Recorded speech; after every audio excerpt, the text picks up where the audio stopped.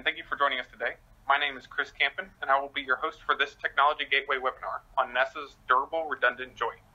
Our presenter today is Dr. Stanley Smeltzer, an aerospace engineering graduate of North Carolina State University, achieving his BS in '88, followed by his MS in '91. He would later return to NC State and complete his PhD in mechanical engineering in 2003. Dr. Smeltzer began his career in '91 at NASA's Marshall Space Flight Center, working in the structural development branch of the Structural Design Division, receiving the honor of being named Inventor of the Year at Marshall in '97. Stan transferred to the Langley Research Center shortly thereafter, where his research and innovation efforts have successfully continued. Stan is currently Assistant Branch Head for the Vehicle Analysis Branch within Langley's Systems Analysis and Concepts Directorate. Thanks to a successful NASA career, Stan has authored a book chapter, over 30 conference and journal manuscripts. He has been awarded 4 U.S. patents, is a licensed professional engineer in the state of Virginia, and serves on the AIAA Structures Technical Committee. Following Stan's presentation on the durable redundant joint, Kimberly Graupner, a licensing specialist at Langley's Research Center, will be giving a short presentation on how non-government organizations can obtain licenses to NASA technology like the durable redundant joint. Before we get started, I'd like to point out that your microphones will be muted throughout this presentation, so if you have any questions, please type them into the chat box and we will answer them during the Q&A session at the end. So at this point, I'm going to turn over to Stan. All right, thanks, Chris. So today, first I'd like to start with the motivation for developing the durable redundant joint, which was a team of engineers here at NASA Langley were working on different technology development for space launch system. And one of the things that we have to deal with is the fact that these are very large structures on the order of 20 to 30 feet in diameter. And in addition to that, they're very long structures. So building these out of composites requires multiple pieces because often you can't get these composite structures into an autoclave in a single piece. So as you can see in the image, there's a launch vehicle on the right, and then if you look at the payload fairing region of it, it can be built in multiple sections. This one's being built in 4 sections, and this particular motivation for the durable redundant joint was determined along the longitudinal, joining 2 of these sectors along a longitudinal joint. So developing these particular joints, they're different from what the typical joint could be with a lot of structures that we see in the launch vehicle application, where you may have some bolted applications. The bonded joint application is much more focused on being mass efficient, and again, they're applicable to the very large scale structure as well. However, they tend to also have some issues with being in the failure area with the bonded joint. You can have catastrophic failure, as opposed to a bolted joint. You typically have a much more benign failure, where you tend to see some compression and the bolted region, and typically you just see those fail with splitting, and so they're much easier to predict. So using a bonded joint, again, I talked about it being highly efficient and mass efficient for our launch vehicle structure. They're also tailorable, so they fit well with the use of composites, in that composites are often manufactured in layers with different plies of material. So we can build those, and as you can see on the bottom left-hand side, there's an example of a bonded joint on one of our sandwich panels. But to the right, you can also see a couple of mechanically fastened joints, and the amount of touch labor that's required for a bonded joint is also significantly lower than what you see for a bolted structure. So with the bolted structure, you tend to have the machining aspects and the assembly and all the fastener work that goes into putting these structures together. So that's what motivated us to utilize these for our launch vehicle applications. We were looking for something that was highly efficient, would kind of reduce some of the touch labor issues that we would have with a bolted joint, and would enable us to get a much better mass fraction or payload within our launch vehicle for the different applications it was being built for. So in the case of the durable redundant joint, just to point out a few of the features, on the previous screen was just a single strap joint, and the durable redundant joint is very similar to that. However, it has both an adhesive layer that's internal to the face sheets on the sandwich panels that are being used where you're joining the two structures.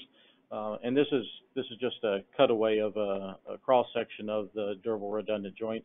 But you have an adhesive layer that's on the outside of the face sheets and an adhesive layer that's on the inside, and that happens on both sides of the sandwich panel. So this provides a redundant load path for the face sheets as they transfer load from one side of the structure to the other on both the top, on the bottom, or inner outer, depending upon kind of your convention there. So in the case of the durable redundant joint, we've developed a composite insert that, after machining out some of the honeycomb, you can put this insert into the structure and then bond it together using a out-of-autoclave bonding technique, and then you can come back with your strap joints and then or your strap plates, and then put those on your structure and bond those again using that out-of-autoclave method. So if you need to build the structure in an autoclave, you can build both of your panels in the autoclave, then join them outside of the autoclave and still have a very efficient joint. In the case of our particular joints, we looked at during an investigation that was performed back in 2012, 2013 that I'll talk about in upcoming slides. I've listed the materials and kind of the purpose for utilizing those, but basically so we use some out-of-autoclave composite structures as well as some autoclave structures. We built the panels in the autoclave and then joined them outside the autoclave, so very much like I had explained earlier, and using two different adhesives, the FM300 and FM209. And then there's also some other materials that are listed there, and those were primarily used for building some of our test specimen components, so really not specific to the actual building of the composite bonded joint itself. So looking at a little bit more detail of the durable redundant joint, the panels, again, you can see I'm showing the face sheets between the two sandwich structures. You can see the different layups of those, and then you can also see the straps as they're laid up. But the key here is that you have that insert, and that insert is joining those two particular sides of the panel 1 to panel 2, and that is used to give us that redundant adhesive layer on the inside that you don't typically have with just a traditional conventional splice joint, where you have those exterior straps joined with an adhesive layer on the outside. And just listed here a few of the typical steps we use for joining the panels. Essentially just bringing those panel 1 and 2 together. We just machined out the honeycomb down the length of the panels and put that pre-cured insert in, along with some tooling, into the panel area, and then we attached the two panels together, and then outside or came back with another set of either basically some pressure bagging that allowed us to cure that splice or strap joint onto the exterior of the two panels.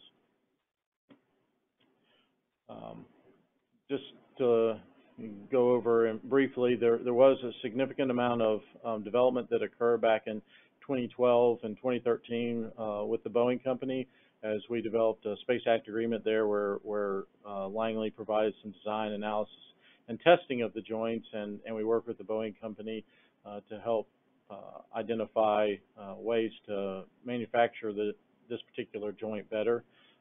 You can find some of the developments that occurred and the actual test results in the SAMPE conference paper that was presented back in 2013 by a number of the team members that were working with me at that time.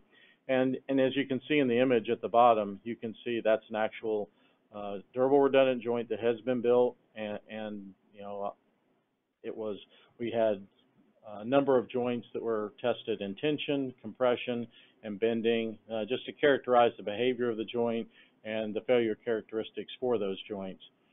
In particular, when we're looking at just a tension result, you can see I've listed here some of the results from our, just a subset of the results from our testing. And you can see the splice joint that's listed, the SJ is splice joint, and DRJ, of course, is the durable redundant joint. But we tested splice joints, which are just your conventional splice joint, which is the image that is shown on the upper left-hand side of the screen.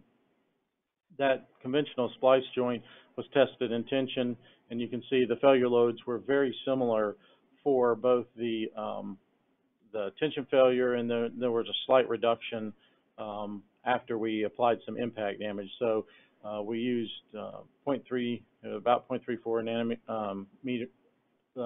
Newton meters that provided just barely visible impact damage to the joint itself. And so in the case of the DRJ, you can see there's a much greater amount of surface energy that was required in order to damage the joint due to the insert itself providing some additional load carrying capability out of plane for the DRJ. So we utilized that. We dialed the energy up a little higher. We ended up impacting it. But as you can see, the failure load for the durable redundant joint was the exact same failure load with the impact as without the impact. And in some of the results, I'll show one of the tests, a video of one of our tension tests for the DRJ in an upcoming slide. But I also have additional videos that describe the failure of the impacted damaged joint as well. So you can see here with this particular joint, well, let me go back, see if we can get this video to play. So in this particular case, you'll see the kind of catastrophic failure that typically is seen with a bonded joint, in that it begins to pick up some load. It's a little bit difficult to see. There's some slight movement of the structure, and then you get this catastrophic failure that occurs. So this was for our pristine tension test, and as you can see, that's kind of the characteristic failure. We tend to delaminate along the bond line or just adjacent to the bond line, and then you get failure. You can see at the bottom of the screen next to where the ruler is, there's cracking that occurs in both just outside the insert region of the joint, and that is your catastrophic failure. So you see that. In the case of the impact damaged durable redundant joint, that one, if I had an image of if I showed you the video of the entire joint region, you could see along one section of the joint there was actually a delamination and a crack initiated through the joint. It started, there was a drop in load for as we were loading the specimen, but then, as the load began to get distributed to the other adhesive layer on that same side of the joint, it began to pick up load again, and then continued up to the failure load for that was essentially equivalent to the undamaged joint. And so it was about the 75 to 80% for the impact damage that we initiated and created a small delamination underneath the bonded region.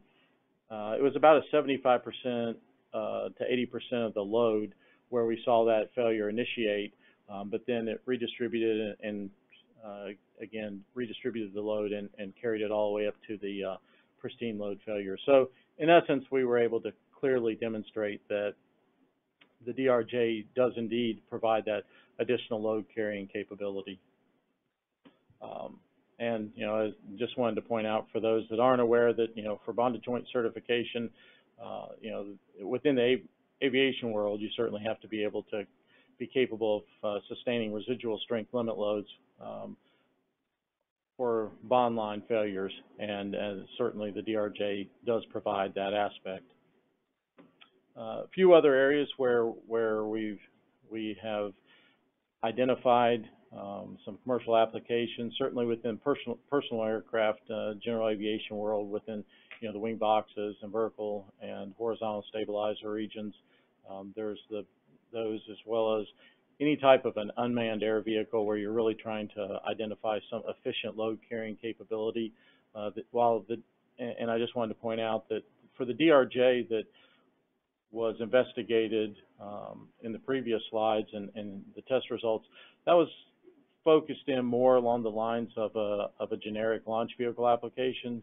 So sizing that insert and the accompanying strap region of the joint can be done in a more efficient manner so that it could be much lighter weight.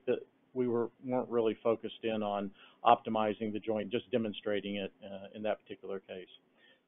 And then a couple other applications are for wind turbine blades, as well as modular bridges and walls in industrial construction applications. There's the U.S. patent that I was able to obtain, and just wanted to provide my contact information there in case anyone's interested in contacting me directly. But at this point, I think that's all, and I'll be very happy to answer any questions. Yes, thank you very much, Stan. We have received a number of questions during your presentation, and we will get to those shortly.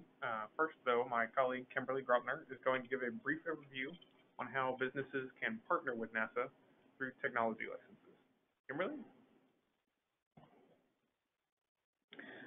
Thanks, Chris, and hello to everyone who has joined us today. As Chris said, I'm going to give a brief overview of our technology licensing process at Langley.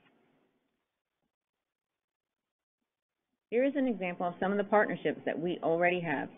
We partner and license to universities, government agencies, and industry. So you just heard about Stan's joint concept improves distribution loads, but Langley has a full portfolio of intellectual property, which you can search on our website, the Technology Gateway. Each of the NASA centers has its own expertise, and because of our contributions to aeronautics, science, space technology, and human exploration, our intellectual property tends to fall in the following categories: advanced materials, aerospace applications, sensors, and detectors, and more.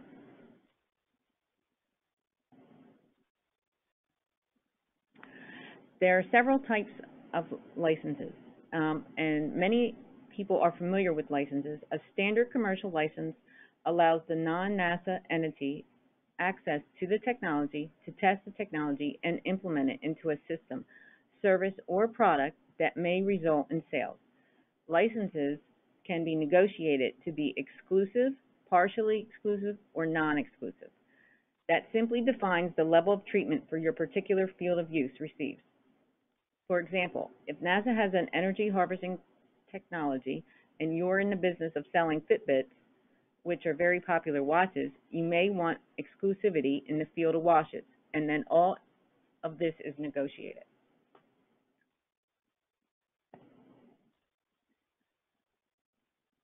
We also offer other types of licenses, including a startup license and an evaluation license. Our startup license is relatively new. It is available to companies formed with the intent of commercializing NASA technology and no minimum fees for the first 3 years. An evaluation license is a non-exclusive license that allows you to test the technology or test the marketing, and you pay one upfront fee of $2,500 and you get to try before you buy.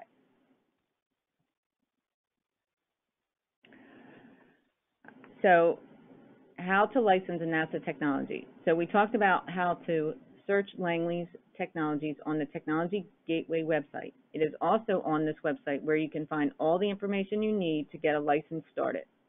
For any type of license, you will submit an application.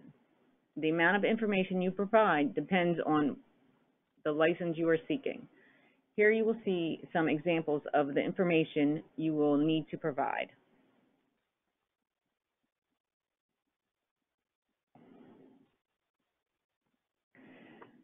This is the life of a license. First, you will find a technology that fits your business need. Next, you will contact our office and we will talk about it. This may include conversations with the inventor to give you a chance to ask questions and get clarification on the technology you propose to license. You submit an application and wait for our office to review it. If it is acceptable, we will notify you and begin to negotiate a draft license. Once we agree on all the terms, we sign and then we have an executed license. All of this activity can take anywhere between days or months. It depends on how long the negotiations take. And that is all the information I have for you today. If you have any questions for me, then feel free to submit them in the chat box, and we'll either answer them during the Q&A session or we'll follow up by an email after the webinar. Thanks. Thanks, Kimberly. All right, we have received a handful of questions, and if anyone who has any more can proceed to ask those at this time, please continue typing in the chat box. Kimberly will be here. Stan is here as well with us. So we would just like, first question goes to Stan, and that is this applicable to a skin stringer? It could be utilized for a skin stringer.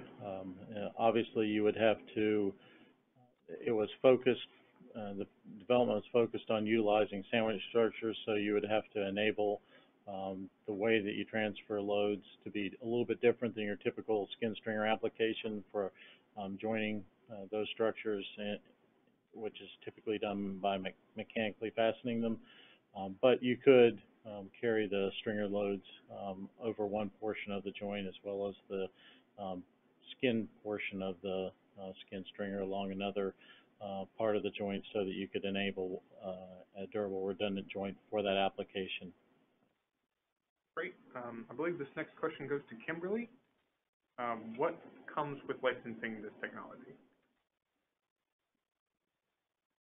Licensing agreement is a legal contract between NASA and the licensee. In a typical license agreement, NASA grants the licensee the right to use the patented technology to manufacture and sell products. Great. Another question, this probably goes to Stan, might be as well to Kimberly.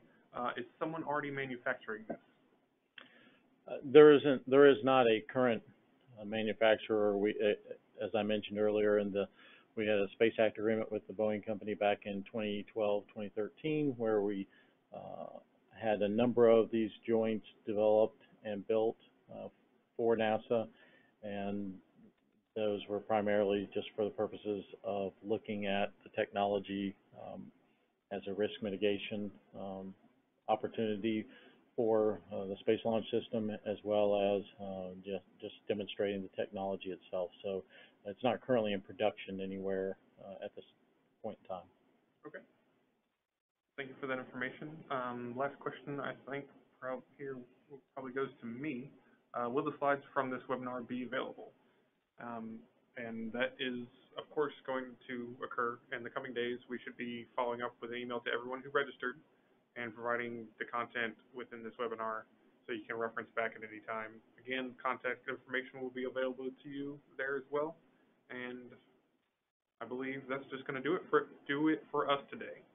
So everyone have a great day, and thank you for attending.